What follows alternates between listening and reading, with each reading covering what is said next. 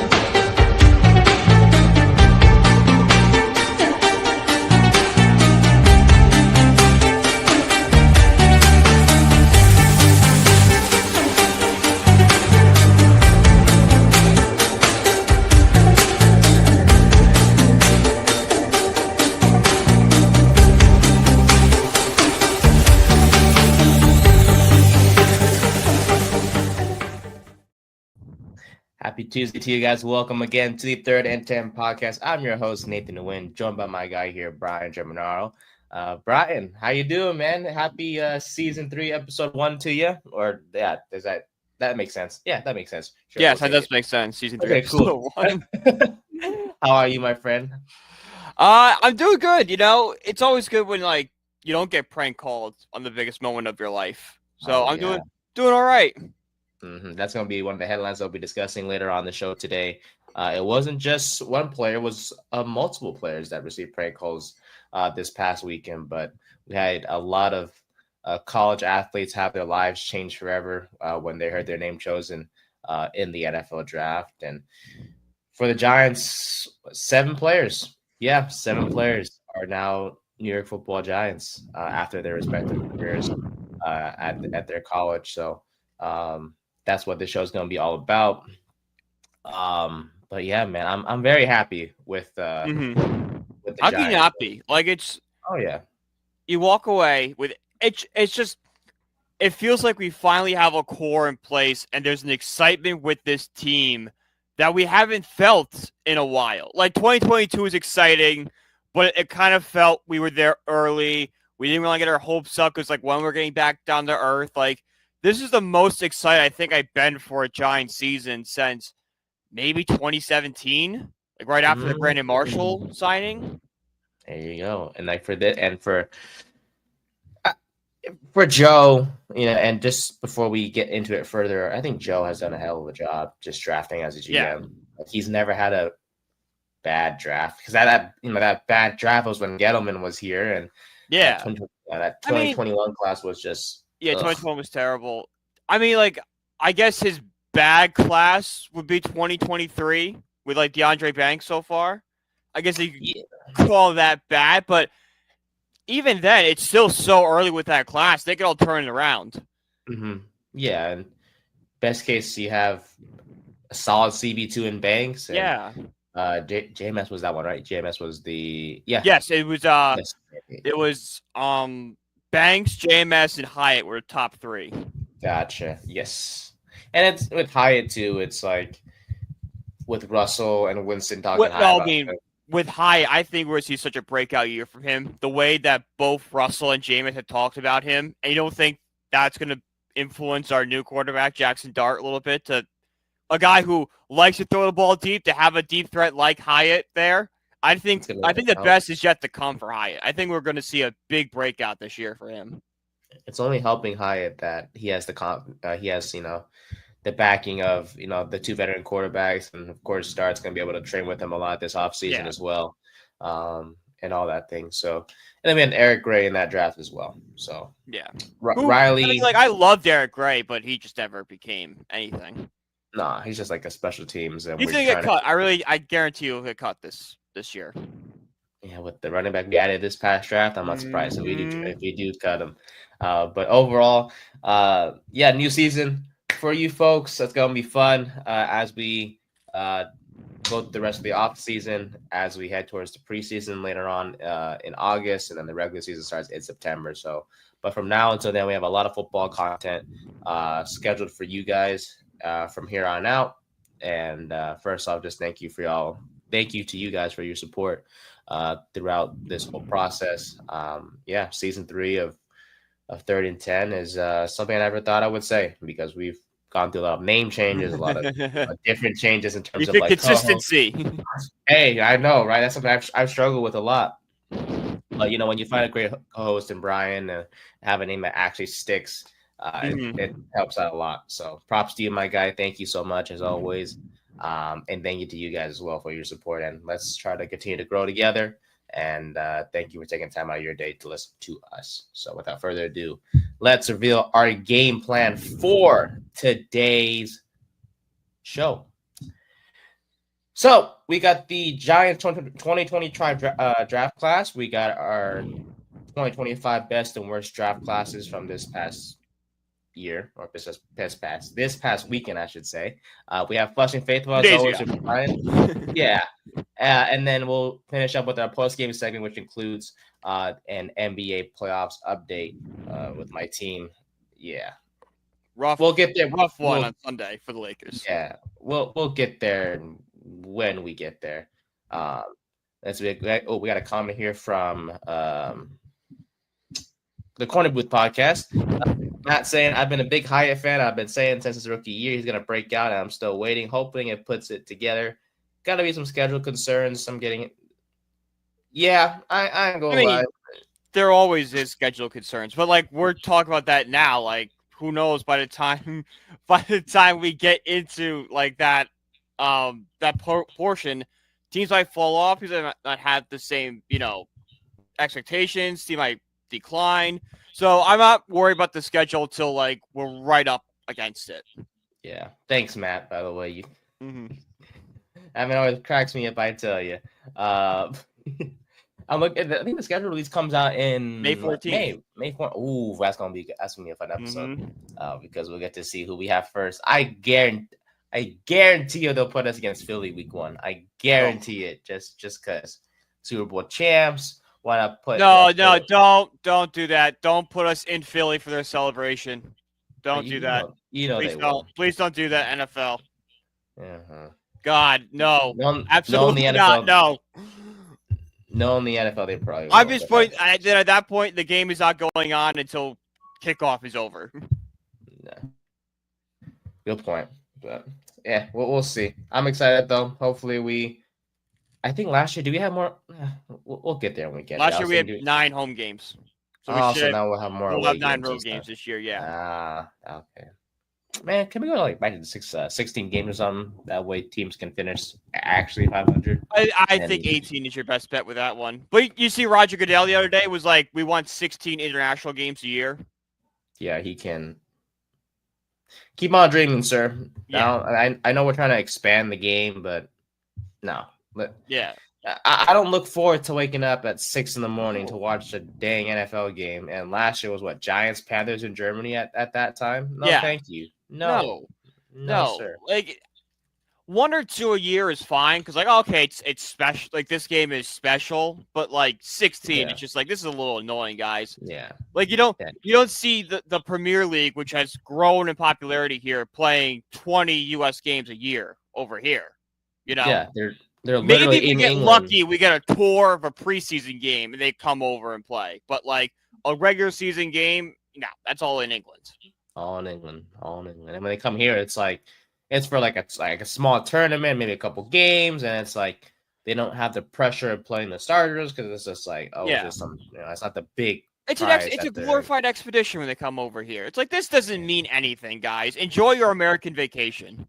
Exactly. You just have to play a soccer game at one point. Mm-hmm. That's all it is. I mean, it's great. Like playing in Germany, England for the NFL, England, Germany. Where else have you played so far? France is coming up in a couple of years. We played Brazil. I know China's Mexico City. Oh yeah, it's true.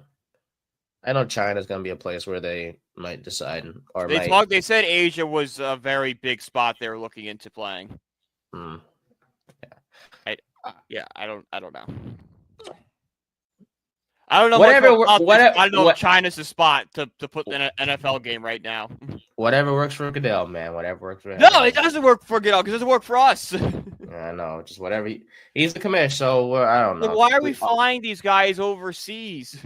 All we can do is I know it's for safety reasons too. Like we're going, it's a whole debacle, man. I just look, he's the commissioner, so whatever he wants to do, he wants to do. All we can do is just voice our opinions and all that stuff. So yeah, whatever he wants to do. He's not the best commissioner, honestly. He's a great commissioner for the owners, but not for the players or fans. Not for the players. Nah, no sir. I mean, sure, they all, that college draftees that we'll be talking about right now.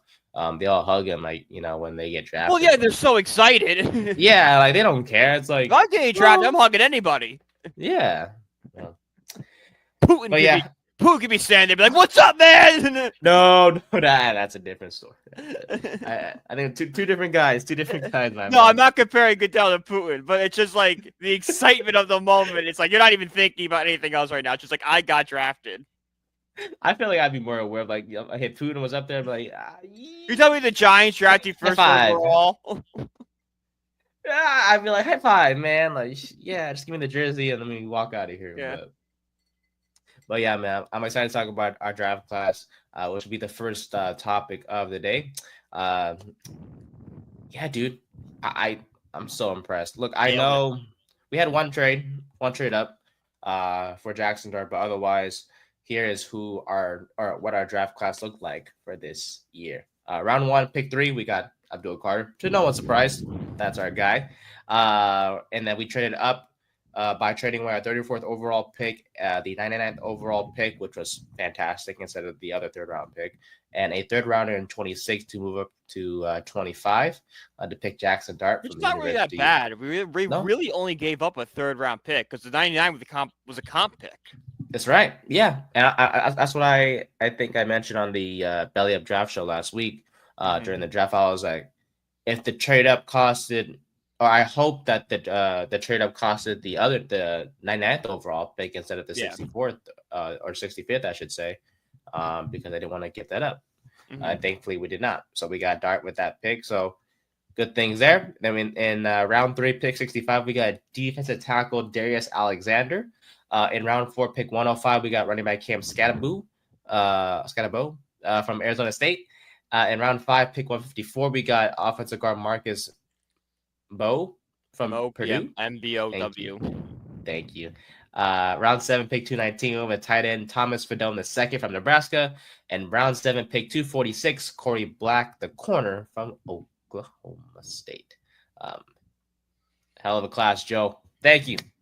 Prop to Joe, man. Honestly, very happy with his decisions. And yeah, let's get right into it in terms of what we like about each player or our thoughts on each player. Carter. We talked about it. So, what much is to say about Carter? I know, right? Best player in the draft.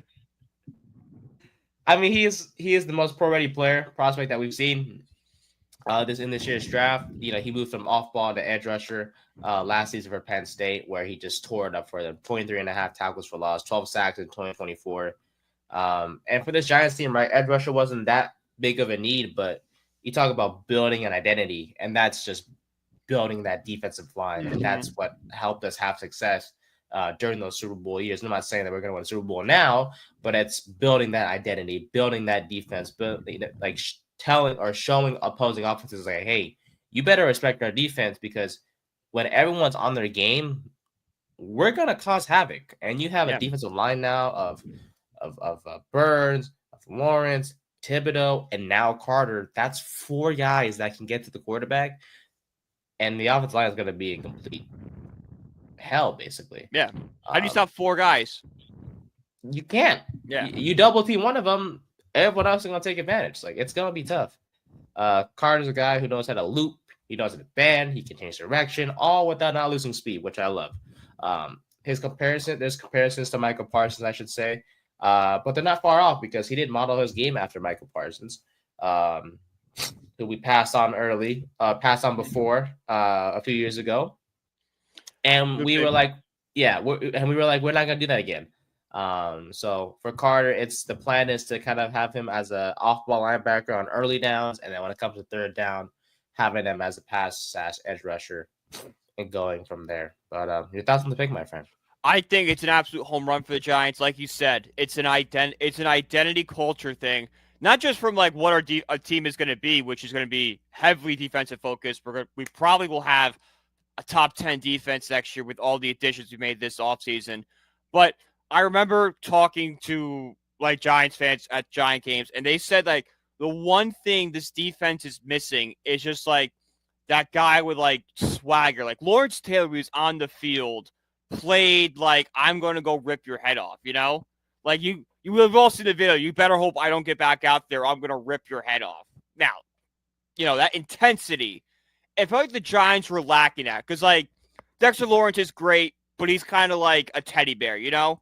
Like his personality doesn't fit his gameplay. Thibodeau kind of started running his mouth a little bit this offseason, but that's a very new development. Brian Burns is kind of quiet. With Carter, you have someone that's going to drive up that intensity and fear on this defense. He's going to be the guy like, oh, God, we got to face Abdul Carter this week.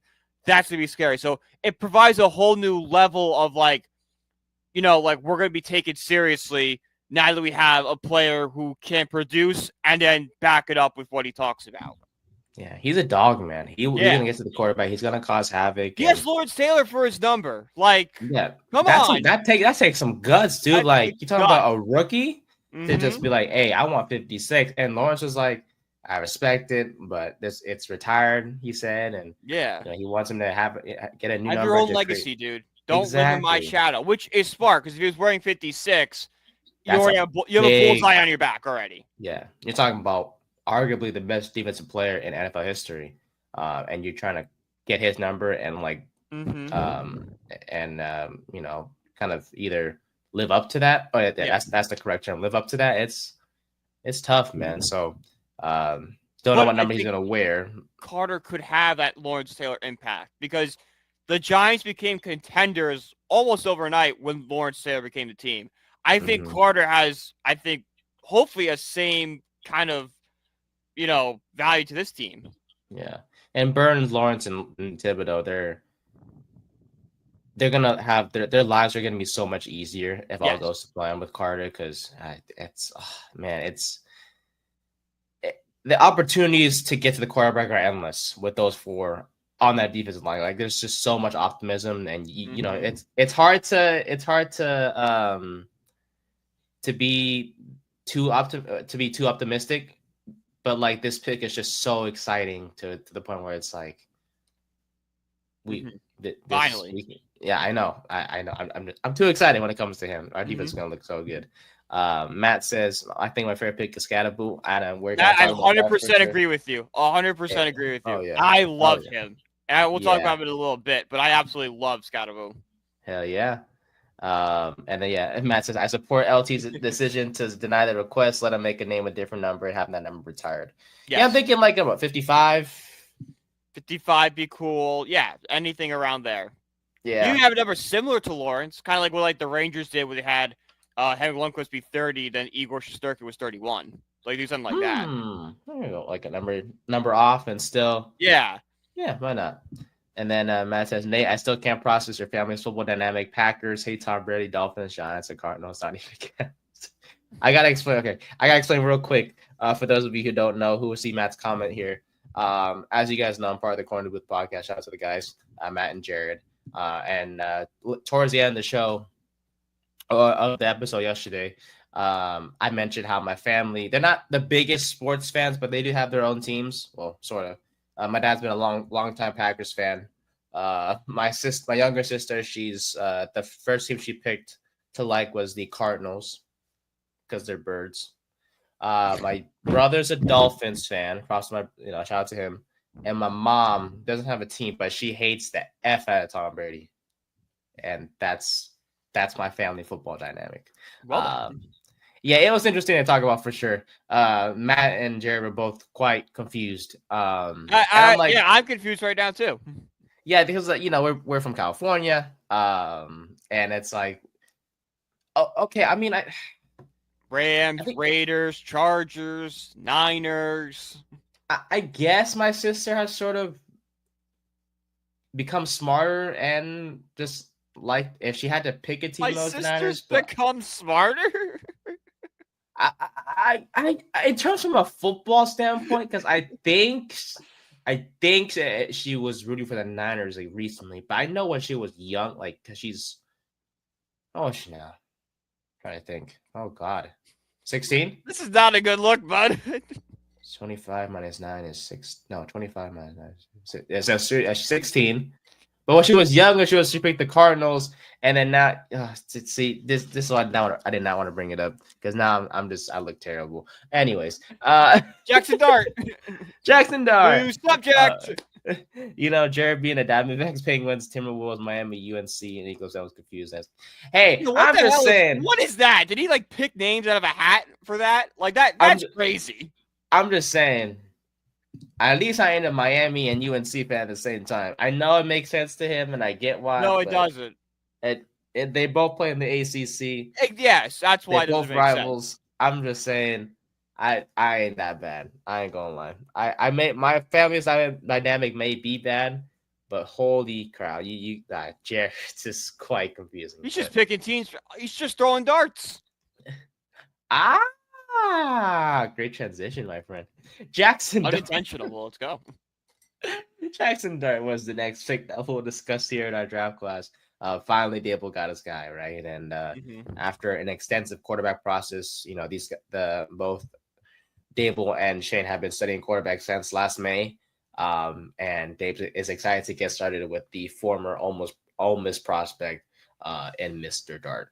The trade up the conversation began in the early 20s. So that's when they wanted to start moving up. They kept chipping away, having conversations with the GMs who they had good relationships with. With that being the Houston Texans. So shout out to them and thank you for accepting the trade. We appreciate it over there in Houston. Dable likes the way he plays, man. Dart plays to be exact. He has a competitive fire. The system they ran down there, according to Dable, at Ole Miss is what they ran at Alabama when Dable was there. I'm not sure how that compares, but I guess I'm sorry. I wrote it down. I think he's trying to say where it's like, Dart runs similar concepts to what I have run in the past. I think it's what he's trying to say. Like I've worked with quarterbacks similar to what Dart has, and I can use that and mold that into what I want. Yeah. Okay. I was like, I wrote that note down. It is weird. It's weird the way he says it because, like, what does that have to do with the NFL? But I think it's more of like, oh, I did this here. If I can, I've run a similar offense. I know what these quarterbacks, do and don't do right. I can take that and shape it into an NFL offense. Kind of like how Chip Kelly brought the RPO to the NFL. I think Dable's saying something along those lines of, I'll bring a high-tempo guy into the NFL and make it work. Yeah, and Dart has a lot of experience in the RPO offense during his time at Ole Miss, and that's only going to help him here at the next level.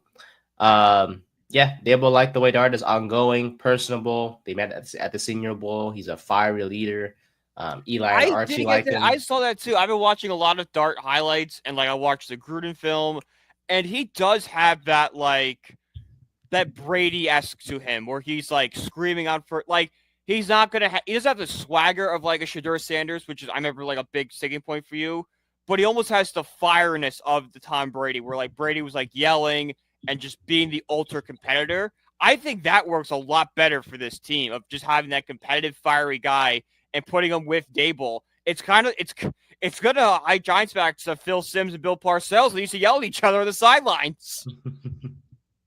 Ain't nothing wrong with having a fiery guy like Dart, man. I know he's not the most swaggiest guy, but he does have his own personality that stands out, including the Star Wars eye black that he has. I absolutely I know you do. Revenge of the Sith re-release weekend of all things too. The Giants draft Anakin Skywalker and Darth Vader. What a great weekend to be a Giants Star Wars fan.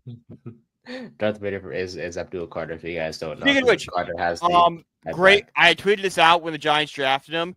If the Giants don't play the Darth Vader breathing noise every time Carter gets a sack, they're wasting an opportunity. He gets the sack, the whole crowd goes crazy, and then just the breathing starts. Everyone I told you goes, that is the coolest idea. My buddy's a Commanders fan, like dire Commanders. I told him, he goes, I hate the Giants, but that would be unbelievable. At Giants PA team, you got yourself an idea, courtesy of Brian. So, what I do. But yeah, Eli and Archie, man, they both love Dart. Ole Miss through and through. Joe Schoen went to the Egg Bowl actually after the Dallas game on Thanksgiving to see Dart. And the analyst that Dart played with or not played with, but he was coached under over there at Ole Miss, Joe Judge. Yeah, it was also. I'm like, oh, come on. I know a lot of Giants relations, or former Giants. Well, why that one? We don't want that one. I know he's the one guy we don't want to hear. He was a fun hire. He always said the right things. Joe Judge Joe Judge was fun for 20 minutes. Joe Judge was fun during his opening press conference, and then in the last couple weeks of a COVID season, where we all bought into like, man, this 6-10 team is playing a lot better than 6-10. Like, no, everyone we're playing just sucks as much as we do. The last straw was the 3rd-and-8 quarterback sneak. That was. I had my last straw way before that one. Yeah. But yeah, that was the organization's last straw. My last straw was like week 3 that year. I gave him a chance. We both gave him a chance. I gave him a chance, and then he quickly proved, oh yeah, this guy is all talk, no action. As soon as he had that practice where they described it as the scene from Miracle with how they ran, I'm like, oh, this is not going to work out for us. This is going to be bad. Well, he did have that one memorable moment where he dove into the but that was his first year. Like, that was good. And then the second year he got a little full of himself. Yeah, he became an a-hole. Yeah. Things kind of. So much for the second coming of Belichick. Mm-hmm. He showed flash that his first year, like, oh, okay, yeah, you're kind of doing your own thing. You're a tough guy, but hey, you seem to be like a personal guy diving for the ball in the mud. And then he took too much of the a-hole stuff in his second year and not much of the personal stuff. Yeah. Hopefully he changed a little bit at Ole Miss. Absolutely not. Well, Dart played under him and whatever. So, hey, hopefully that helps or whatever he told him helps at the professional level. But it's clear that the Giants needed an answer for the future right at quarterback, and they hope it's Dart. And Dart is an accurate guy who anticipates well, has success in the RPO system, has a good deep ball, one of the best in terms of natural arm talent, according to scouting reports. But the thing with him is, and this is something that we've discussed in the past, is that the RPO scheme he ran at Ole Miss was quite simplistic, right? And that left a lot of scouts wondering, like, is he going to be able to process multiple reads at the next level? And they question his post-snap decision-making process. And when reads aren't as structured and predetermined like they are in the NFL, can he succeed? And he does have the tendency to drop his eyes when the pocket gets heated and run with the football, which is, it can be helpful at times to run with the football, but you are a quarterback, is, the discipline to stay in the pocket and get the ball out of your hands. That is important. So, he does need time to develop those progression-based reads and anticipation. And those are two things that he wasn't asked to do so much to do so in college. But I will say this, and I want to finalize this right here, right now, because a lot of people, of course, on the Belly Up channel have seen, or people that follow the Belly Up channel saw my reaction to us getting Shedeur Sanders, or us getting Jackson Dart instead of Shedeur Sanders. Oh, it was so funny. We really watched Nate die inside. Yeah, I did. That was a terrible night for in terms of who. A horrible night. It was a horrible weekend for you. You were the biggest Shedeur Sanders supporter, and he just every round he fell, I'm like, man, this is just getting worse and worse and worse. Actually, you would think it got worse and worse, and I'm not gonna lie, it did hurt to see him fall, but the more he fell. Mm-hmm.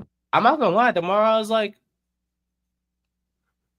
okay, maybe it wasn't the worst move after all to get Dart. Yeah, because maybe we did something smart. Tyler Shuck got to the Saints at round 2, and I was just like, okay. Then Dylan Gabriel went. I was like, Okay. And then who's the next quarterback?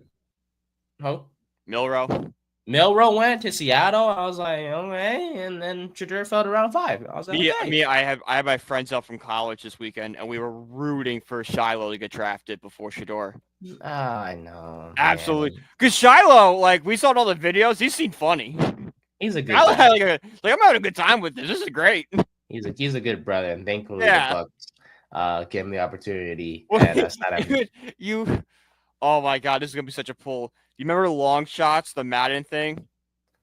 Oh my God, yeah. There is a path in long shots where your wide receiver gets drafted and you go undrafted. That would have been the situation had Shiloh gone and Shedeur not have gone. Dude, if Shedeur was undrafted, the whole the Mel amount Kiper might have died. Mel Kiper might have died. He was okay. Look, I know I was sad and everything. Mel Kiper, he kind of took it too far. Like I get it, he was like one of the top prospects on your board and all those things, but like, come on, you gotta like. You can't spend the entire draft talking about it, and he just basically just threw a temper tantrum on live TV. How no one's listening to me. That's basically what I got from that. The man that said, "Oh, Jimmy Clausen's going to win 2 Super Bowls." Thank you. It's like, bro, you suck at your job. The only reason why Mel Kiper is still on TV right now is because he was the first guy to do it. Drop him today, he is a nobody. ESPN has nobody else, by the way. So, Todd McShay, they fired him. I would have kept Todd McShay over Mel Kiper. Me too. What was his name? The Reese Davis put him in his place. Reese, the most level-headed guy in the world, was like, "Dude, calm down." Dude, he put him in his place. Yeah. When he was going out, but yeah, look, overall with Dart, man, look, I'm at peace. If he is the future, that is great. And the biggest takeaway from this is that if he succeeds, that's fantastic. I love to be proven wrong and be like, if someone says, "Oh, for Dart. I can't wait to watch him." Yeah, me too. Because and people are like, "Oh, but you love Shedeur Sanders. Don't." Oh, yeah, I know, but like I can't hate Dart. Like he's gonna be my team's quarterback. Yeah, it's like, and I want to freaking win. I'm supposed to hold a grudge against this guy because the team didn't pick who I wanted. Like, no, I want the Giants to succeed. If I was in a situation when I made that move? No, but that's what they move, and I have to deal with it. And he's cool. Like he has the personality too, which we didn't have with who last year. Yeah, he's gonna bring that fieriness in the swagger you wanted from Shedeur. We will get from Jackson Dart, just in a different way. Mm-hmm. That like your big thing was he will be such a culture changer in what he will. Dart will be that guy. He just will go about it in a more fiery Tom Brady-esque way than like a Cam Newton-esque way. And he impressed the Giants. He impressed every single one of them. The whole process. Number 1 on our board last year. That's right. Yeah, McShay was when McShay released that interview, the report about the Giants and Shedeur. Kind of a messy one. And if that's officially true and everything, that sucks to hear. But shout out to Dable for not accepting any of the BS. And Dart when Dart was interviewed, right? He impressed, and I heard that there was when they exchanged text messages between Dable and Dart. I guess there was some ghosting by Coach after some conversations, and that's scary. Okay, yeah, ghosting sucks. I know ghosting does suck. It sucks, man. It's scary. So I don't I don't blame Dart for being as scared as he was, but at the end of the day, it worked out for him, and he's the Giants' future quarterback. And props to Dable, man, finally getting his guy, and Joe Schoen as well for being able to select their own quarterback, because throughout their regime here, right, they haven't been able to choose their own quarterback, and it's important that it's important that a new regime gets to do so, and it's a bit late, but I think better late than never. Yeah, I think this move, the drafting of Dart gives them a couple years to with their jobs. Yeah, you can't just get a quarterback and then fire them the next year. Like, it just doesn't make sense. No. I think Dart's here I think Dart saved Dable. At least Dable, at least Dable will stay for 2 years with him. Yeah. So, all right, let's move on to the rest of the draft. Yep. Darius Alexander, the defensive tackle from Toledo, adding depth to the defensive line, right? It was key for this draft, and they only got that in Alexander, but he's an immediate starter on the defensive line in this 3-4 defense. He's already a good run defender. He has 26 tackles at or behind the line of scrimmage in 2023. He's only going to grow as a pass rusher. He has only 9 sacks in his career, but he has all the traits to be a good pass rusher. He can get off blocks, push upfield into the pocket. He led Toledo in pressures in 23 and 24. He can fight off double teams well. He has like a blend of power, length, and athletic body control. And he's going to help that run defense. Something we desperately need. He's basically Leonard Williams. Exactly. And we're going to, I bet you we'll play him in the same role if we're running the 3-4 defense. We'll probably play him at left end right next to Dexter Lawrence, which is where Williams played next to Dexter Lawrence. This is a home run. The line is so much better now. Alexander's going to be great, and Lawrence is going to go back to what we saw a couple of years ago, if he can stay healthy. Yeah, and Lawrence was successful even without Leonard Williams, but having a guy like Alexander who can take the pressure off is going to only help you. And honestly, I'm glad we got a defensive tackle. I wanted one so bad. Yeah, because we had Chauncey Golston, Robertson Harris, Ledbetter, but those 3 guys were just like they were actually depth pieces. Like they weren't like, oh yeah, put him in the starting lineup and we'll be fine. No, Alexander is a guy who's going to be able to start, and I'm surprised he was there at the board for us at pick 64. So.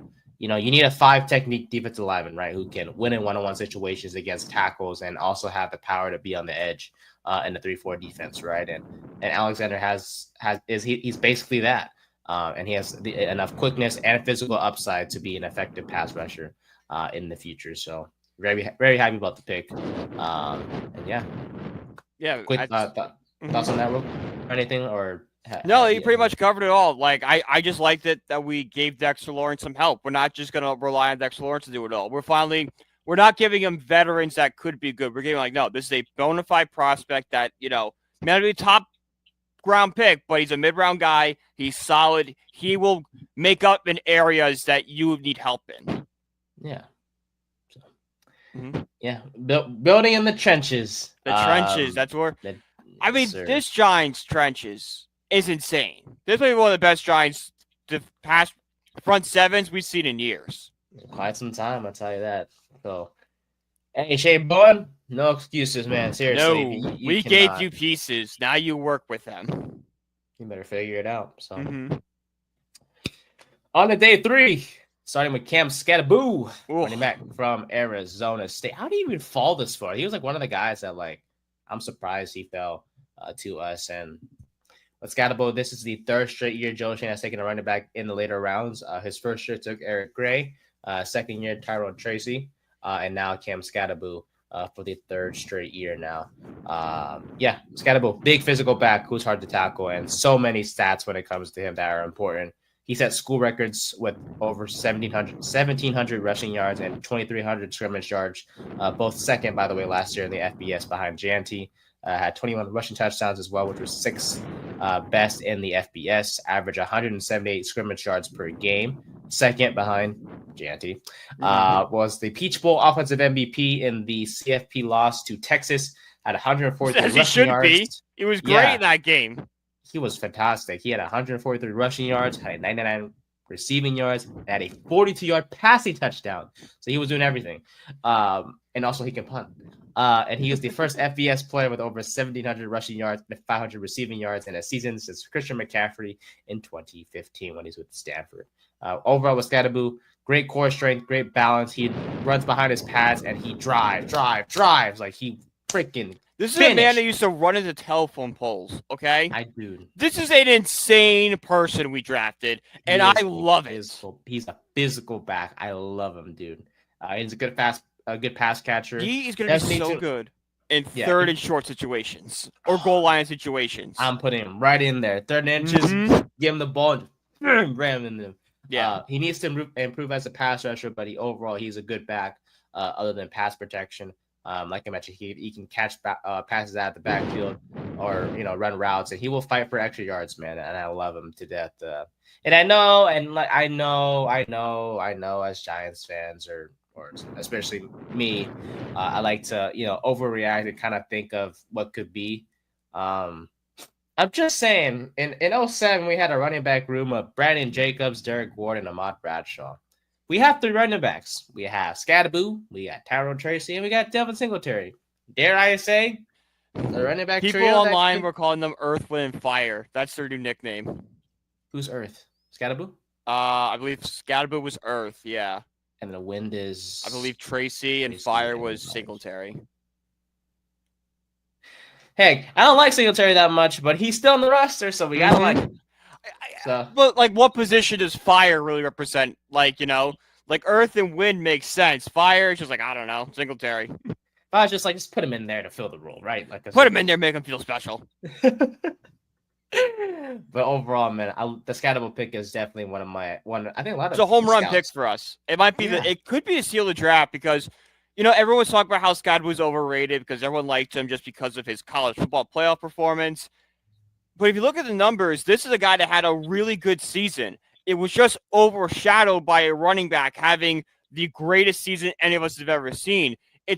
I know it's not the same because he played different schools, but it's kind of like not realizing how great Justin Jefferson was because Jamar Chase was there.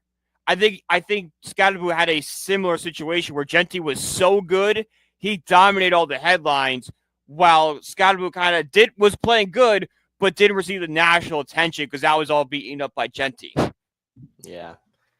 And I think you mentioned this last week or the week before. And you're talking about how it was, if we got a running back, right, we want to build that identity of having a great running game and having a good defense. That was your point that you mentioned. And we did exactly that. Repeat the Steelers method. Do what the Steelers did. Thank you. That's what it was. Yeah. And it's only going to take the pressure off of the passing game, right? Because, we have Malik Neighbor, which is great. We still have to see what how elevated the receiving room will be now with Russell real quarterback. Wilson. Yeah, exactly. Yeah, a real quarterback. But yeah, I mean, regardless of who's going to be playing quarterback, they're going to have a good running back room behind them that they can give the ball to. And they'll make plays. So Skattebo, great, hell of a pick by Joe. Surprised he fell that far. Skattebo did, but hey, none of us are complaining, so we'll take it. Don't question it. Be happy. That's exactly how I go with it. Another guy that fell to us is offensive guard Marcus Bao from Purdue, Tyrone Tracy's former teammate.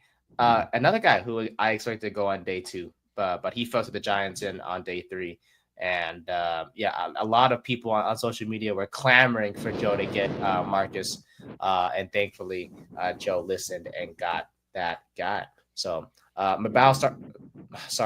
Bo started 18 games at right tackle over the past 2 seasons, but played guard mainly last year for the Boilermakers as well. And Dable mentioned he will start at tackle. Start training at tackle starting this offseason and going from there. There were concerns with some medicals. That's kind of why he dropped, but the Giants found nothing concerning when asked about that.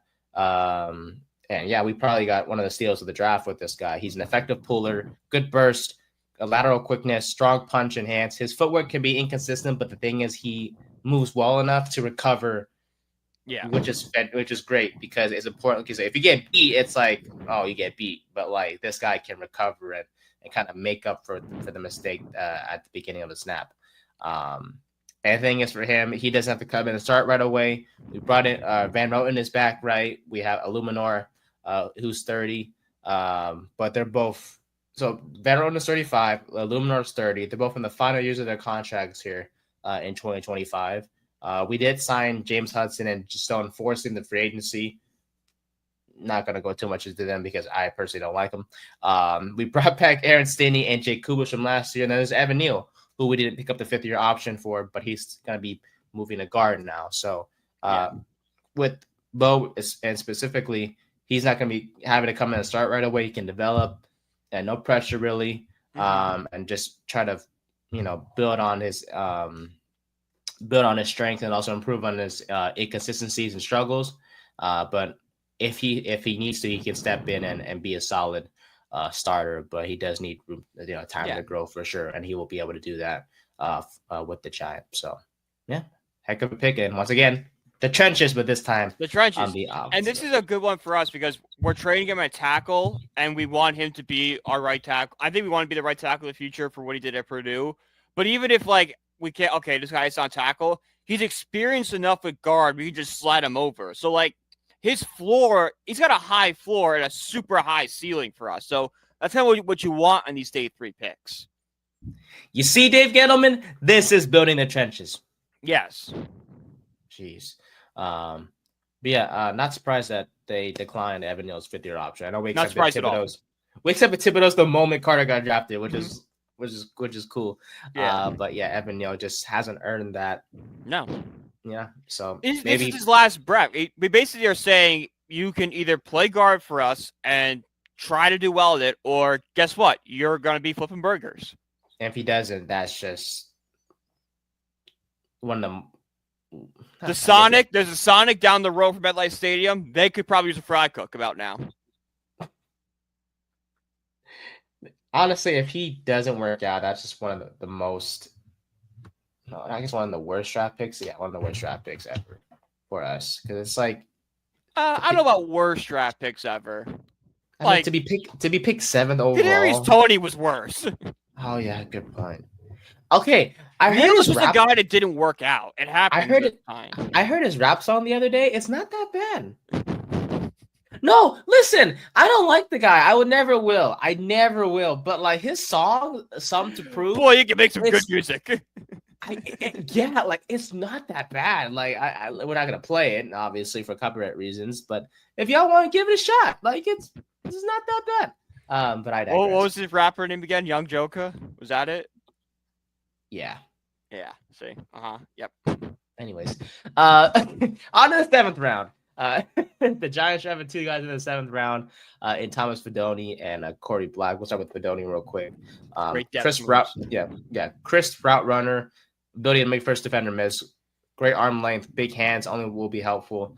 But the thing is with him as a tight end, he has a troubling medical history. He tore his ACL twice, but he was once the top tight end recruit over Brock Bowers. So do with that as you will.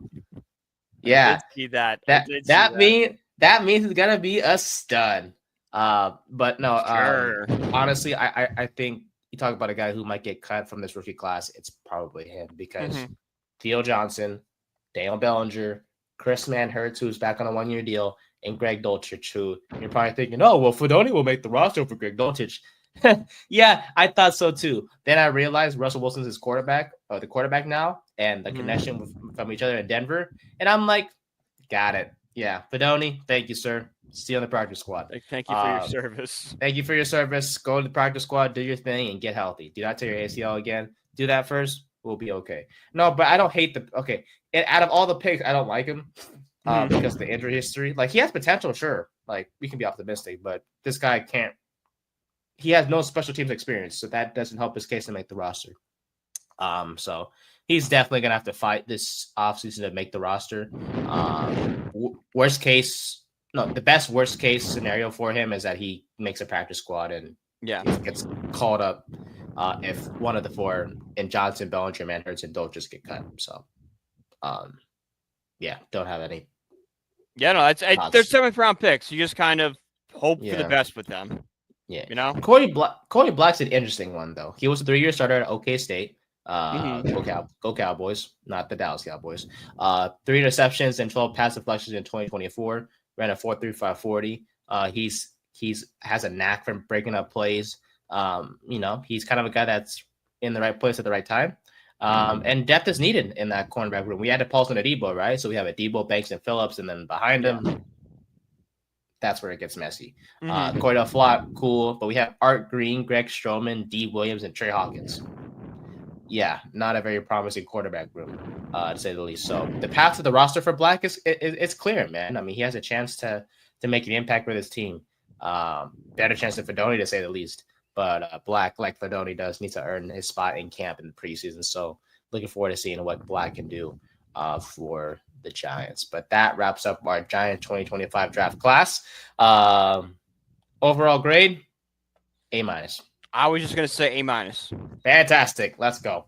Yeah, I mean, look, with Shane, man, he never lost my trust whatsoever. I always, even with the losses last year, and how we were talking about how like the chances of them getting fired this season are this offseason are this and that. No, they've earned it. They've earned it. I love Shane has nailed this offseason because I think we've all felt that he was gonna like make irrational moves because they were on the hot seat, and he just stayed calm and remained the course. Built the team smartly. Young guys like a Debo and Holland to fill around the secondary. Not getting pressure to take a quarterback. He's like, all right, I'll draft Abdul Carter, and then if I like a quarterback, I'll go back up and get it. Yeah, I love both Dabes and Shane, man, and I want them to stay, part of the Giants for a long time. And if I do hope that this draft class and everything, everything just goes to plan. Everything goes to plan. Excuse me, especially with the Dart situation, where it's like, okay, we have a future quarterback, and Dabes can work with him for years to come, and Joe Schoen can continue to be our GM and make fantastic picks for us. So shout out to the both of them. Shout out to the front office, the scouting department, all those guys and women that contributed. Go on vacation, enjoy yourself, and just thank you for helping out and bringing in these group of guys. And we're looking forward to talking about them a lot more as the offseason continues here. We got player profiles and position reviews and all that stuff coming for the Giants for this season of the Third and 10 podcast. Can't even talk as always. So. All right, as we shift from the Giants to the NFL as a whole now, as we go to our best and worst draft classes of this past draft. So me and Brian, we each came up with one team that did really good and one team that was complete garbage. So we'll start with you, Brian. Who, in your opinion, had one of the best drafts from this year? I think the Seahawks absolutely nailed this draft. I love Gray Zabel at 18 for them. I know I had him going at 31, I think, in my mock draft, but he's a guy that can play any level of the offensive line. He can play tackle, he can play the guards, and can play the center. And for a team like the Seahawks that is struggling mighty at all three positions across the offensive line, bringing someone like that who can be like, all right, we'll just kind of plug and place him where our most pressing need is, grab him great flexibility. I think he'll start with guard because that's where the Seahawks see the most help. But if need be, the flexibility to have him go out to the tackles, great. Nick Emery was one of my favorite safeties in this draft. Got him early in the second round. Milroe is the perfect backup quarterback to have to Sam Darnold. Yeah, Darnold a 3-year deal. Darnold starts at 2 years. Milroe can develop those years, kind of iron out some of the more troubling elements of his game, like the inability to just hit basic routes and stuff. That I feel like to be easy to learn when you know you're not going to be rushing to the starting role because, the Seahawks paid Darnold $100 million. He's going to start at least 2 seasons because of that. And then finally, one of my favorite picks this whole class, Troy Horton. I know he had an underwhelming season this year at Colorado State, but back-to-back 1,000-yard season, 2022 and 2023, 8 touchdowns both those 2 years. He was a major point of attack in Colorado State's offense. I think as Cooper Kupp kind of starts to decline here, I think we're going to see Horton take over that spot. He's a big sleeper for this team. Yeah, I love it. And Horton, I think he dealt with the leg injury last year, right? Yeah, I was trying to find. I couldn't figure out his exact, but he only played 5 games. He was being nagged by injury. No injury, he probably goes in the second or third round. Yeah, when healthy, he was productive, like you mentioned, man. And he ran well at the combine, had a 4.41 140, so he has some quickness to him.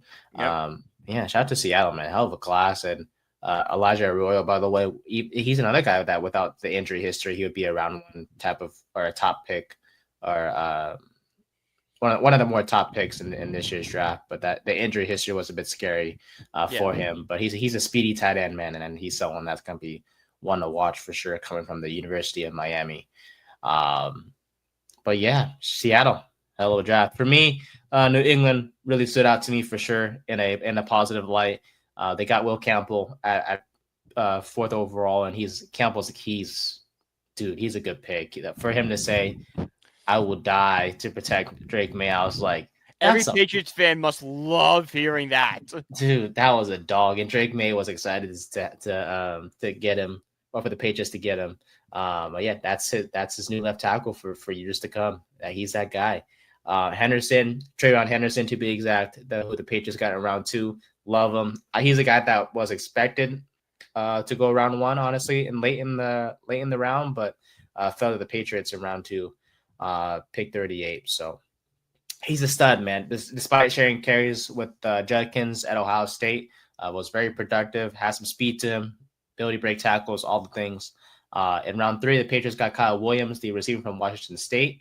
I thought the Titans would be the best place for him to pair up with his former teammate Cam Moore, but Williams, he's one of the top receivers. He has great speed, effective route running. He's going to be a great deep threat weapon for Drake May. So to start off, to basically start the draft, you add in the center Jared Wilson from Georgia, and with the other pick in round 3, the Patriots really focused on making sure to help out our quarterback the best we can on the opposite side of the ball, and they did that with their first 4 picks of the draft.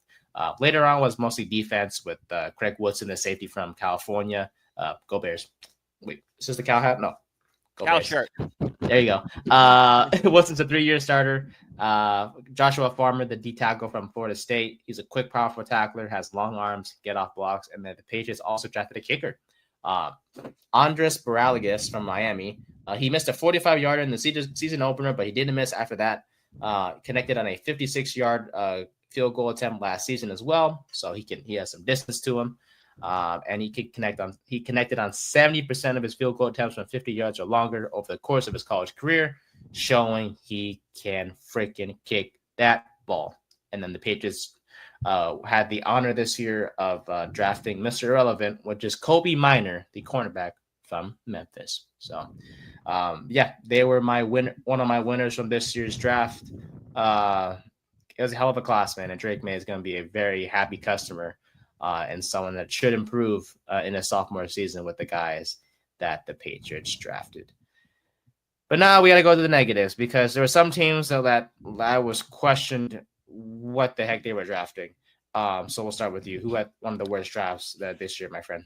I did not like what the Bengals did. I understand what they were trying to do and getting defensive guys in the ball, but Shamir Stewart is such a boomer bust pick, I would think, especially with the uncertainty of Trey Hendrickson. They would want a guy with more of a high floor than a super high ceiling. We just need someone to come in here and be good on defense. And then they drafted the linebacker Carter in the 4th round, having already drafted Knight Jr. in the 2nd round. Where are you going to fit all these linebackers in? It just felt like they could have attacked the draft a little bit better and maybe not take the risks that they did and kind of just go about it a little smart. Just be like, okay, we're not trying to take these high-risk guys because we're in a situation where we need as many good players right now. But, I didn't like the risk they took. I think they should have played a little bit more safe. Yeah. I think for me, one of the worst drafts is definitely Minnesota. A lot of question marks when it comes to it, because they only had 5 picks, which is fine. It's going to be hard to have a great draft with 5 picks, but it's about making the most with those picks, right? And they had so many other needs like corner and D tackle and safety, yet they didn't address any of those. In round 1, they got Donovan Jackson, the guard from Ohio State. He was a round 2 guy, according to many mock drafts. He's a good guard. He played left guard and left tackle at Ohio State, and he's a quick guy. He's a good pass protector if played at guard, but Minnesota could have gone a different route. They could have addressed other needs. Maxwell Harrison was a corner that was picked later on in round 1 that they could have gone instead of Buffalo getting him, or just they just needed secondary help, and they didn't address that in round 1. They already had Will Fries, who they signed at guard, and I know the other guard position was open, but you could have gotten someone else later on in the draft. It wasn't that the offensive line wasn't that pressing of a need, basically. That's what I'm trying to say. And then round 3, they got Ty Felton, the receiver from Maryland. He wasn't one of the top receivers on my board to look out for, even in the late rounds. He was more of he's a reach, and the Minnesota doesn't really need receivers. They're fine in that secondary. Yeah, Jalen Naylor was fine for them last year, and then who was the other guy, that receiver? I know Jefferson and Addison there. Where who was the other guy? I'm trying to think. Oh. Yeah, I know who you're talking about. Yeah, I'll figure it out. It's bothering me. Where is it? Rondale, Rondale Moore. So I'm just like, that's the guy. Yeah, and they already have Hawkinson at tight end. So I mean, and there's nothing wrong with getting too many weapons, but it's just like I said, you're reaching for guys. Yeah, I mean, at what point do you having too many weapons hurt other areas of need on the team? Yeah, and then round 5 they got Tyrion Ingram Dawkins, then Edge from Georgia. He was someone that didn't really stand out during his time there. They got Kobe King from Penn State. He's a linebacker who couldn't. He's not a good tackler. Because I know we had him we had him one of our mock drafts, and he was like, he had a terrible scouting report. And I was like, okay. And then they got Gavin Bartholomew, who has a heck of a name, I guess, but he's a tight end from Pittsburgh who he's a good blocker. Man, yeah. I don't know. They just they reach for so many dudes. I don't know. Their draft left me with a lot of question marks. And like I said, it's hard to have a good draft when you have only 5 picks. Yeah, but it's just another bad class, I guess, was Atlanta. And I'm sorry, really, just a trade up is what makes it so worse. It's that trade up that killed it, man. I was just like the fact that the Giants traded up and got. I know that the Falcons didn't have a top pick in the second round, we literally had the second pick in the second round. But to trade up a first-round pick after the Giants basically moved 2/3 to move back up in the first round, completely overvalued. Yeah, I wasn't a fan of Atlanta. I mean, we traded at pick 30, pick 34, 99, and a third next year. Third rounder. Yeah, if Atlanta did that for 25. Yeah, if the Falcons did that, no issues whatsoever. But yeah, they gave up way too much. But yeah, overall, let's see. I'm trying to think of anything else. No, that was pretty much it in terms of the best worst drafts, and then we'll cover obviously each team. Yeah. Throughout the offseason as well when we do our team previews and all that stuff. So, alrighty, on to Flushing Faithful with my guy Brian. The Mets had an interesting weekend. Bizarre is the best way to put it. We came off the really emotional win in Philadelphia over Philadelphia with the sweep, the walk-off, everything. And then we go to DC for a bizarre series in itself, being a wraparound, 4-game series starting Friday and ending Monday. Those are always weird. And look, this was a perfect spot for a letdown for the New York Mets, okay? They're coming off their first major test of 2025. It was really emotional, a 7-0 homestand. They were bound, for some regression. They gave it all they had that 1 month.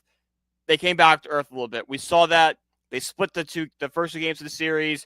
And then, all right, we'll go to we'll get the elephant in the room in a second, but the split the first 2 games, kind of looked like they were a little emotionally tired from what had just transpired.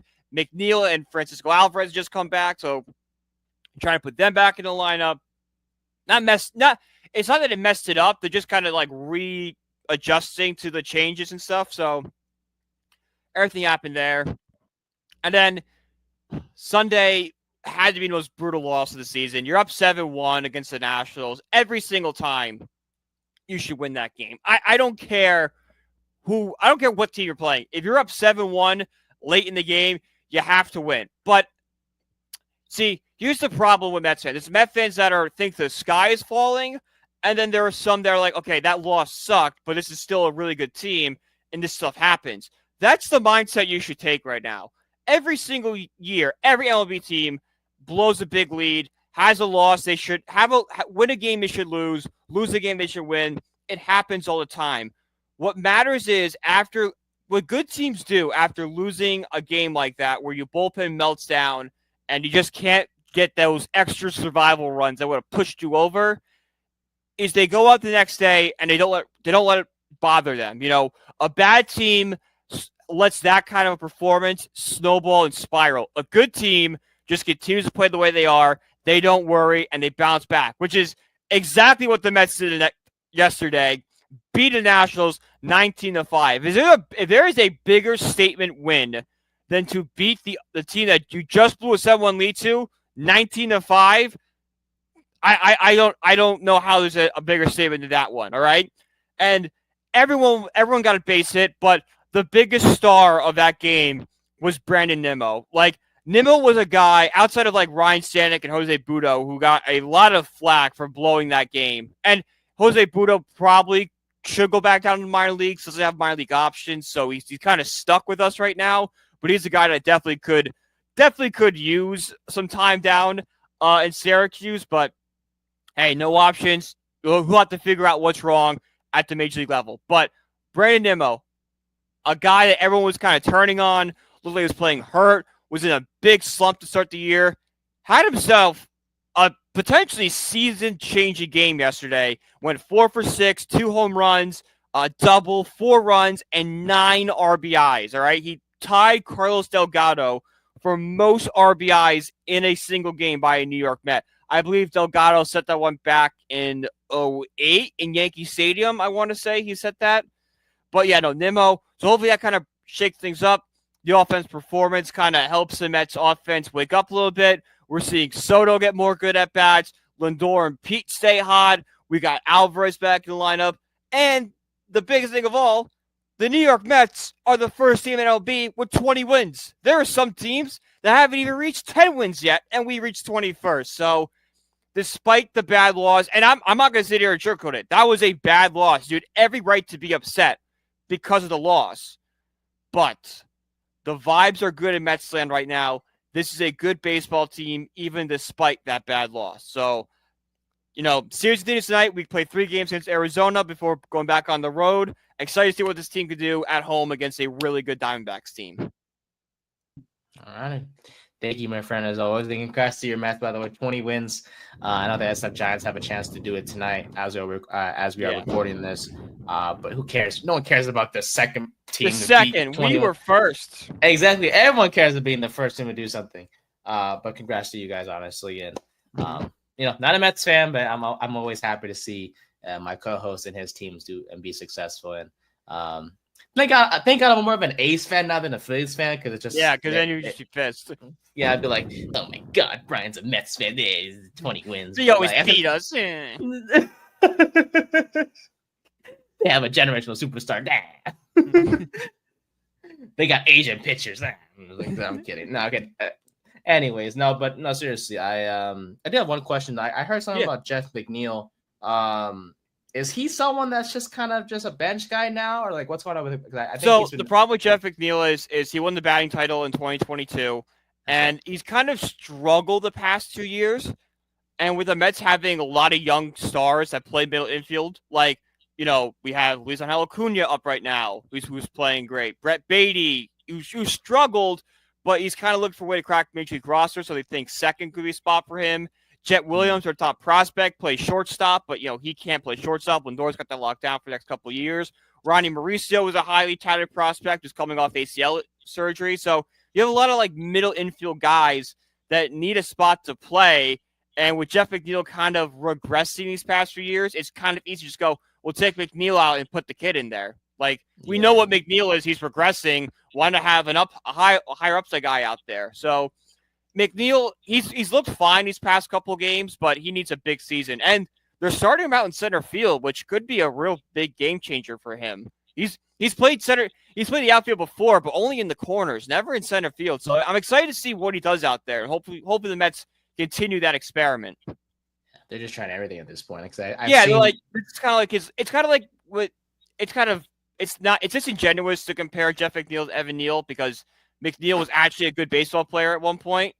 But it's kind of like how like the Giants moved Neal to guard as like a last resort. Mets moving McNeil to center is like, this is your last way to be in the lineup before we have to make you a super utility / bench guy.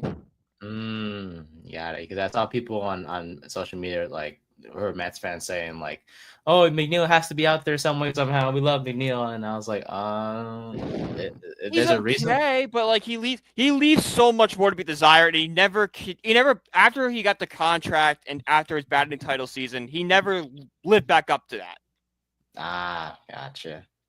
Yeah, so I hope it works out for him in center, man. Too, but if it doesn't, hey, it's nothing wrong with being a bench guy / come in there or going in there when someone gets hurt or something. But yeah, we'll see what happens over there. But shout out the Mets, man, 20 wins, and hopefully the success continues for you guys up there in Queens. Because hey, both New York teams are on a roll, but one team is obviously better than the other. I digress. Yeah. Let's go Mets. All right. NBA playoff update as we head towards our post-game segment here. We'll start with the NBA real quick. The Thunder advanced to the next round. No surprise there after sweeping out the Grizzlies in the 117-150 win in Game 4. John Morant got hurt in Game 3, and honestly, that was just the end-all, be-all for Memphis. So shout out to the Grizzlies for having an interesting season, especially towards the end of the year when they fired Taylor Jenkins. But hopefully we'll see what happens if they can have a good offseason and maybe find a better coach, I guess, that will fit what they need in Memphis. Nuggets Clippers set up 2-2. Good series there. Lakers and Timberwolves. The Wolves now lead the series 3-1 after the win on Sunday, which I was pissed and started throwing everything I saw. Yeah, no, I was actually watching that Laker game. That was bad. Yeah, JJ Redick played all the the lineup of Luka, Reeves, James, Hachimura, and Finney Smith for the whole second half, and it looked like just me. Did LeBron kind of disappear during that game? Because there were stretches where he was just not scoring. In the fourth, he had 0 points. Yeah. Shout out to the Wolves, man. They did exactly what they needed to do. I saw him and Edwards are going at it all game, and I'm like, man, the Warriors are trying to physically just kind of tire LeBron out, and it worked. Yep. Like I said, pissed me off. Shout out to the Wolves. Hell of a team. No complaints about how they played. Apparently, it was a foul on McDaniels when Luka fell, but like I said, that's not going to change anything. Okay, there's a foul on the Knicks game, too. Fouls all over the place. Fouls. Exactly. You can't put yourself in a position where you're blaming the refs because there are exactly. If LeBron scores at all in the fourth quarter, the Lakers try to win that game. Or at least have more momentum. Damn right. Like, sure, we can be pissed that there wasn't a foul called, but if you're depending on that as your reasoning, you're being childish. So, yeah, Lakers lost. Game 3 or Game 5 is tomorrow. So, yeah. Lakers in 7. I don't know. I have no hope. Rockets, Warriors. Warriors won last night. Jimmy Butler came back for Game 4 and helped the Warriors to the win. Brandon Podziemski, by the way, hell of a game for Golden State last night. Yeah. And the Rockets on the brink of elimination, to no one's surprise, because no one picked the Rockets to win. Let's be honest. The Cavs, Heat. That first half. Thanks for coming out, Heat. Thanks. Cavs won 138-83. I saw it was 55-27 at one point. I'm like, okay, hockey night. And then it was 70-28 at halftime, and they were like, "All right, dude, hey, I gotta get to that hockey game." So let me get through the NBA real quick. Pacers lead the series now 3-1. Knicks lead the series 3-1 now. Questionable call that wasn't called a foul, but like questionable call, but they didn't call fouls all game. Like there were fouls back and forth. That was a physical game. The refs let them play. Yeah, but the refs messed up and they were like, "Oh, it was a foul." But I almost don't like that move by the NBA. You should have just stuck to your guns. Yeah, just don't say anything. Like don't. Yeah, no, you're creating controversy. Stay quiet. Exactly. This whole league to M report. Just enough with that stuff. So don't. Yeah, NBA, you gotta chill with that stuff. If you're gonna make a call, stick to that call or challenge. Exactly. Yeah. Now, in 10 years, if the ref's doing an interview and someone brings it up, at that point, you say something. Sure. Don't say 10 minutes after the game. Yeah. Like, if it's 10 years, like, no one's going to remember that game from 10 years ago. It's like, yeah. Someone will remember that series. Oh, that was a foul. But it's just kind of like like 10 years ago. It's like, it's like no one really talked. They talk about it, but it's just kind of like, that's cool. It doesn't become front page headlines like it does now. It doesn't. Yeah. The series isn't overshadowed by it. You know. Exactly. Like you mentioned, if it's something that's brought up like years down the line, it's like, okay, but that game was from years ago. We all forgot about it now and all that stuff. So, and then the Boston leads the series 3-1 over the Magic. Another series is over. If all goes well, it's going to be Cavs, Pacers. Knicks, Celtics, and then the West, barring any comebacks, Wolves, Warriors. Yeah, and then I guess Nuggets, Thunder, if I had to choose one of them between the Nuggets and Clippers. So yeah. Hey, that hockey game, by the way, I think it was Dallas and Colorado. Man, 9 seconds. Damn, this is Why Johnson start? The ref was like so welcoming. I watched the first period last night. The ref is still welcoming guys into the game, and he's like, we got this person. Oh my God, he scored! It was so funny to watch. The commentator's like, "And we're underway in Dallas," and yeah. But I think that overshadows the bigger story, which was Florida scoring 2 goals in 11 seconds in the third period to take the commanding series 3-1. I saw that too. I was like the Lightning were this close to getting back in that series, tying the series up at 2-2, and Florida just, I think, kills them. I think that's a death blow. Yeah, hockey's it's fun. It's fun. Playoff hockey is the best, the absolute best. Oh yes, sir. Yes, sir. Yes, sir. So want to point out those 2 games because last night they were fun. It's a great night of hockey. We got a great night coming up tonight. I believe 4 games tonight. So, okay, bet. I'm off today, so gonna be watching those or put those in the background for sure. But yeah, I want to give hockey a little bit of a spotlight. But back to the NFL real quick. Deontay Johnson signs with the Browns on a 1-year deal. And it's weird. Goes, that's where I'm going. I'm gonna be throwing the football, my Shedeur Sanders. There's 5 quarterbacks. One of them have to be good. Hey, I'm just saying, we'll see how long he lasts over there because last year he played for the Panthers, Ravens, and the Texans. It's a weird story. So he had 30 catches for 357 yards in the first 2 months with Carolina, which is great. Then he got traded to Baltimore, right? And I'm really like, okay, the Ravens got themselves another weapon. Fantastic. He played with them for just 7 weeks. 1 catch, 6 yards, and was suspended 1 game because he refused to play in a game against the Eagles on December 1st. Yeah, he's kind of a head case. Yeah. So he was then waived, right? And the Texans picked him up. And then he had 2 catches for 12 yards in 1 game. So improvement. And then he was waived by the Texans on January 14th after he was upset after playing just 15 snaps in a wild card win over the Chargers. So even though the team won, he was still upset. I don't blame him. 15 snaps, but come on, dude. Yeah, really. Sure, come on. And you're not as good as you think you are, bud. Yeah. You're not that guy. You're not that guy. And then the Ravens picked him up, right? And they're like, okay, if we pick him up, he could be part of the compensatory pick formula in 26. But because he agreed to a deal after the NFL draft, so he was signed after the draft, he's not going to count towards the compensatory pick. So then they released him again. So they picked him up just to release him because they thought he was going to be useful to them in terms of compensatory picks. But then he wasn't going to, so they dropped him again. You knew that GM just threw a glass against a wall or something when he saw that. They're like, yes, he's going to count. And yes. No. Then the nerd comes up from knocks on the door, but GM, I don't know what the GM's name is, but hey, so he's not going to count towards our compensatory picks. All the scouts are sitting there okay, who's going to go tell him? Go get the intern. Go get the unpaid intern. Go make the intern do it. Deontay's go make the 18-year-old do it. Deontay's unpacking and stuff. He's like, hey, I know you just came yesterday, but who's gonna tell? You gotta go. Yeah. I'm not even done unpack my locker, so it will be easier for you to unpack. Yeah. So those clothes you just hung up, you might want to. I can help you. Take them off. I just bought a house in Baltimore. Well, I'm sorry about that. You should have seen the writing on the walls here. Yeah. You just got here.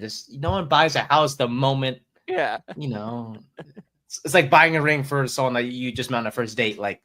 Even that. Someone you matched on Tinder with. Oh, yeah, you go. It's you just matched. You just met them. You haven't even talked or anything. You just matched. Yes.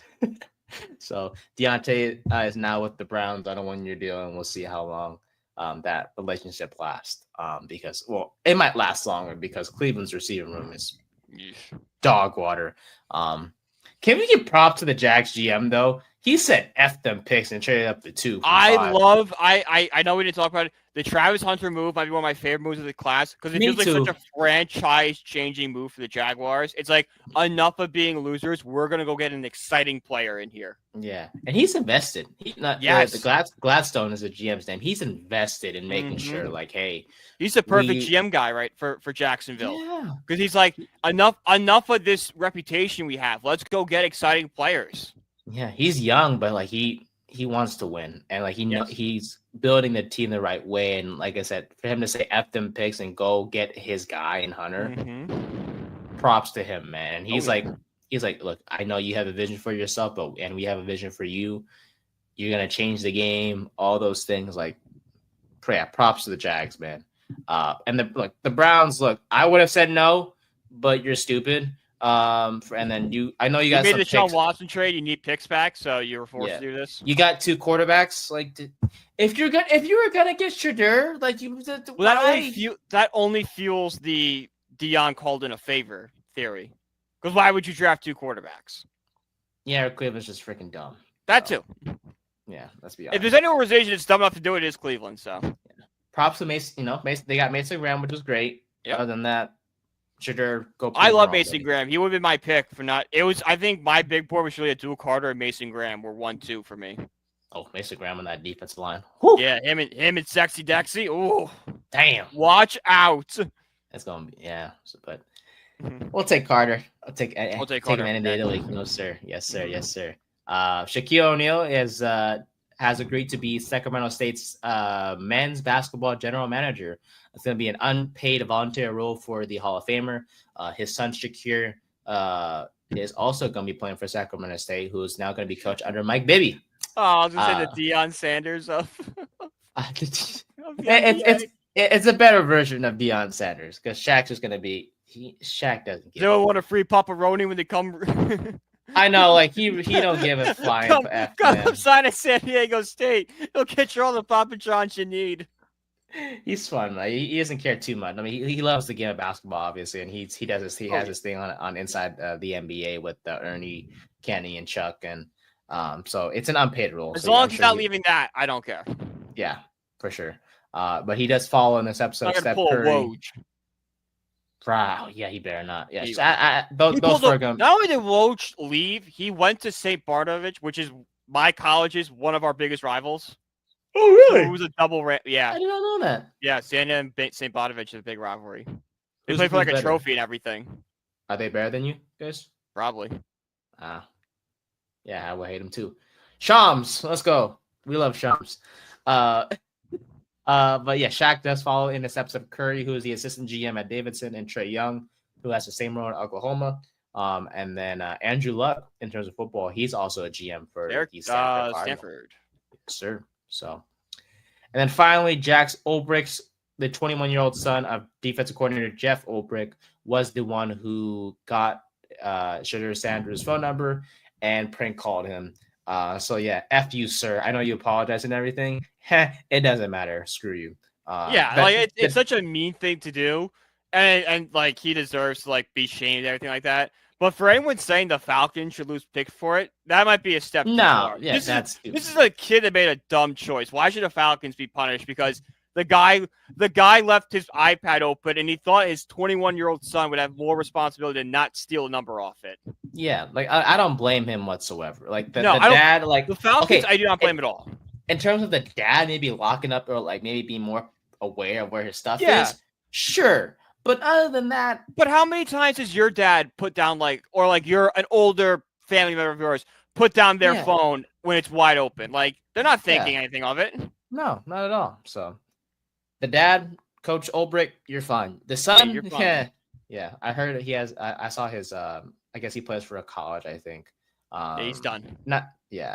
Poor Ole Miss. Because everyone thought it was Ole Miss frat boys that did it. Ole Miss is like, what do we do? Okay, let's be honest. I'm going to say this. I know a lot of people are like, oh, y'all better apologize to Joe Schoen's daughter. Okay, yeah, but like the daughter did like comments that people are saying like, oh, you're the one who leaked his number, didn't you? So I'm just saying maybe don't try to cause drama. So I'm sort of blaming the daughter still, even though people are like, you better apologize to his daughter. to other people who are, who are roasting her or being mean to her. I'm just saying, don't cause drama if you can't handle the smoke. Yeah. That's all I'm saying. But anyways, before we go, our, pickle isn't going away with this new season. Pickle. So let's do it, my friend. Who is the first player we're guessing today? Brandon Nimmo, in honor of yesterday. All righty. Let's see here. So we know he's a right-hander. He throws righty, so he also bats righty as well. Born in the U.S., he's either 31 or 30 years old. Or 33 or 34. Or 33 or 34, yes. And he either plays in the we have to figure that out because either plays in the NL or he plays in the AL East. So let me go. Let's see, 30, 31, huh? That's righty.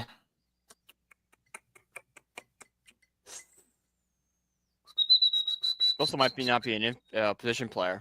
That is true, my friend. How old is Devin Williams? Let's go! I'm a fucking god. Oh, I cuss. Excuse my language. I got that mother fudger. Let's go. That's what I'm talking about. Man, I know my ball, bro. Golly. I know ball. That's what I'm talking about, man. Yeah. I all my life I did not look anything. Why would I look? I'm not gonna look the answers up. No, but the reason why I thought of Devin Williams was because low-key he's been trashed recently. Yeah. From what I've heard. Oh yeah. So yeah, he's been not that great. But overall, yeah, that'll do it for season 3, episode 1 of the Third and 10 podcast. In review, we talked about the Giants 2025 draft class. We discussed the 2025 best and worst classes in our opinion. We'll obviously go through each team's draft class and the roster as a whole throughout the rest of the off season. Probably starting in May when the schedule comes out, because I feel like once we have the schedule, it'll be easier to it'll be more helpful in determining records and stuff. So we'll start with that in May. We went through Flushing Faithful as always with Brian, as the Mets are the first team to 20 wins, and we gave our NBA playoff update as part of our post game segment. And all the things, and then we just did pickle, and I surprisingly guessed the player in two. Oh, we guessed the player in 2 tries, but I did my guess on the first try and got it right, which is surprising because I wanted to be like an ace player that I got like my first guess on. The Yankee. That's okay. We'll take the Yankees. But yeah, that will do it. You can follow us on social media. And by the way, thank you for watching. If you got this far, you can follow us on social media. You can follow me at Nathan_New124. You can follow Brian at BrianPG1016. You can follow our podcast page on all things social media at Twitter, Instagram, TikTok, and YouTube at Third and 10 Pod. And you can see not just our writing work, but also our other talented writers and podcasts that exist at BELLYUPSPORTS.com. And yeah, that will do it. So thank you for your guys' support. Thank you guys for watching. We'll see you guys on Thursday for more things to come. The Giants did sign a lot of UDFAs, which stands for undrafted free agents, that we'll get into a little bit as well. And yeah, we will go from there. So for Brian, I'm Nate. Thank you guys so much. We'll see you guys in the next one. Bye.